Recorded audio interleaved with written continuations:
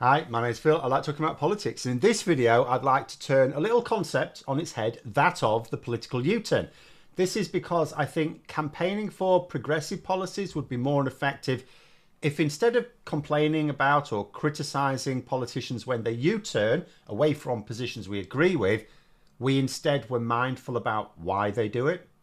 But first, for daily political commentary, please click the subscribe button so you don't miss out. So I was looking at the various comments today about how Robert Jenrick went from being Remainer to hardest of the hard Brexiteers. So he wants to leave the ECHR now. And this video isn't about Robert Jenrick in particular, but just about the concept, because it strikes me it's the sort of thing we see a lot in political discussions. People look at a politician adopting a particular position at one time and then adopting the polar opposite position later on. And if their change in position is towards the position you agree with, you go, oh, they've seen the light, they've seen the light. But if they switch their position away from the one you agree with, they go, oh, they've betrayed their principles. And it's very easy to describe it in those terms, but I think it's the wrong way of looking at it. So first of all, it is, of course, possible for a politician, just like the rest of us, because they are actually human beings despite the impression they often give. It is possible for them to actually just change their mind. In fact, I'd be more willing to trust a politician that changes their mind on some things than one who never does. The one who never changes their position on anything, it's because they never accept changing facts or new facts. That's why they never change their position, because nobody's correct about everything for their entire adult life. So any genuine politician must, by definition, have changed their position on some things at least. Admittedly, if they're changing it on everything, they probably didn't pay much attention to begin with. But we know that many changes of political position are not caused by being introduced to new or changing facts, but because it represents a path towards power. And I think when people describe this as a betrayal, they're missing the point. And as a result, missing the way to take advantage of this iron law of politics in order to advance a cause. A successful politician's position is never entirely their own position. Like, no democratically elected politician is so charismatic and intelligent that they are able to persuade an entire population to their way of thinking on everything. In fact, very few politicians have the ability to change the public's mind about anything, especially if the media are on hand to argue the opposite. So in reality, the key to successful politics is to change your position to that of the critical mass of people who can vote you into whatever position your ambitions lie. And in actual fact, that's quite democratic. It's actually better that a political leader takes their lead from the public than tries to enforce their will on the public. Now, for Robert Jenrick, for example, right now, what that critical mass was a critical mass of Conservative MPs. He needed just over a third of Conservative MPs to back him for leader in order to make it to the final, which is where he now is. And now he needs a bit over half of the voting Conservative Party members to also agree he should be leader. His position has not been calibrated to chime with voters amongst the public as yet, because they have not been instrumental in his immediate plans. However, he's now convinced enough MPs to back him, and if he can do the same with party members, then his next focus presumably will be on the party's key voters, at which point he will face a choice. First, like Rishi Sunak before him, he can actually focus on keeping his own MPs on side because they are the most immediate threat to his position, at which point he is guaranteed to not win voters over and will ironically then be deposed by the same MPs he's been appeasing to keep on side.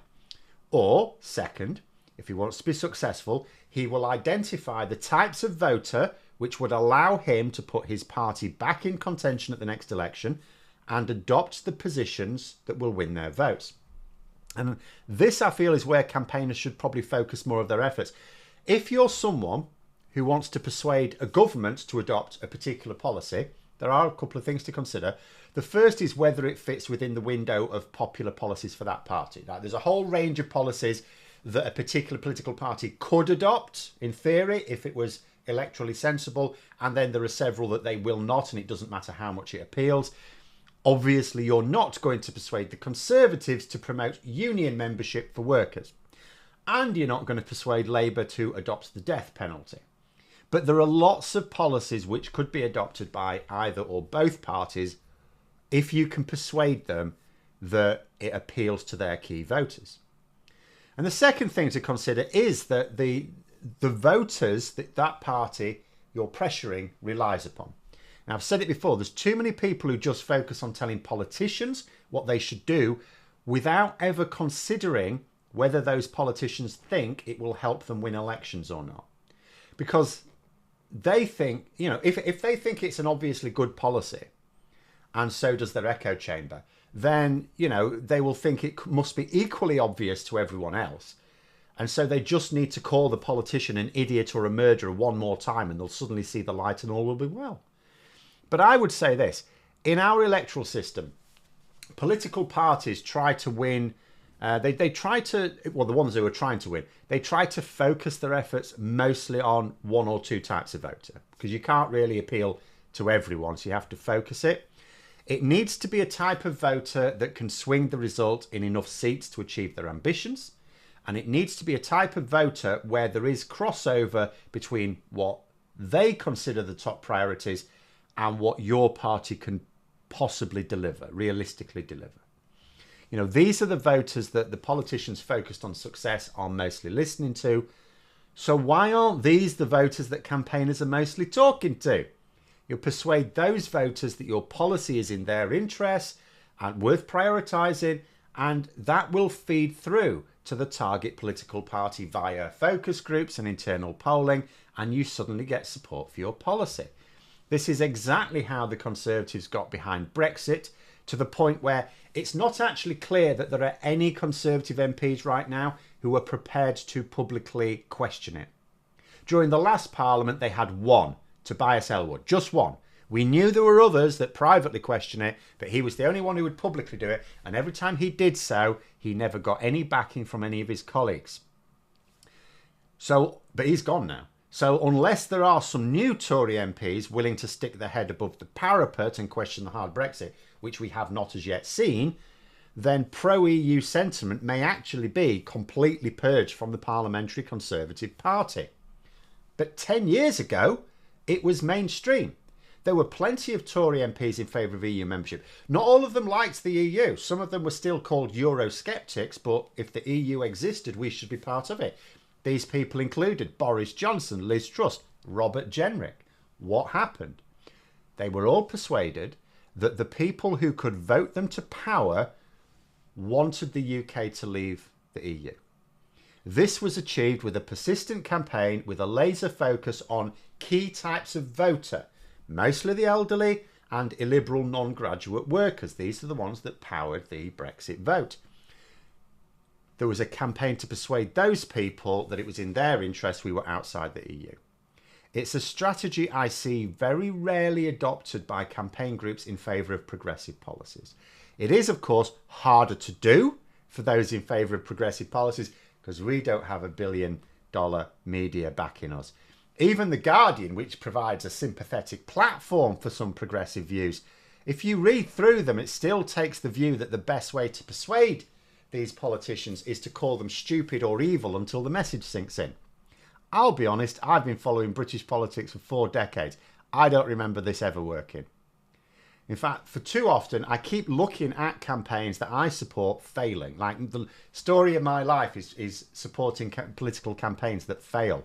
And I can't help come to the conclusion that a part of the reason why is because they keep aiming for the low-hanging fruit of appealing to people who already agree with them and have no power to advance their cause.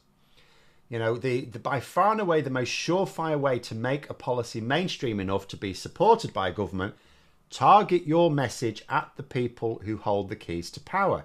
This is not the politicians, although I would still say keep hassling them anyway. It's the key voters they rely on. It's a bit, you know, like as a little tangent. I sometimes use this example of what happens when the EU have to face a trade war with usually a Republican president in America. They've done it with George Bush. They did it with Donald Trump. So when this bonehead president says, oh, a trade war, that's what we want, a trade war with Europe, and they apply tariffs unfairly on some European products into America, what the EU does, they don't do a tit for tat. They don't say, right, let's find the most valuable American exports to the US economy and we'll lump tariffs on them. Instead, what they do is they go, right, who are the politicians that are driving this? Obviously, the president will be one. It might be a few other advisors. Who are the politicians who are driving this in America? What are the key industries in their backyard? We'll target them. So sometimes they target a relatively small, in terms of value, part of American exports, but it's very damaging to that politician personally because it's in their area, their backyard, that's being hurt now, and jobs may have to go, and that business is going to struggle.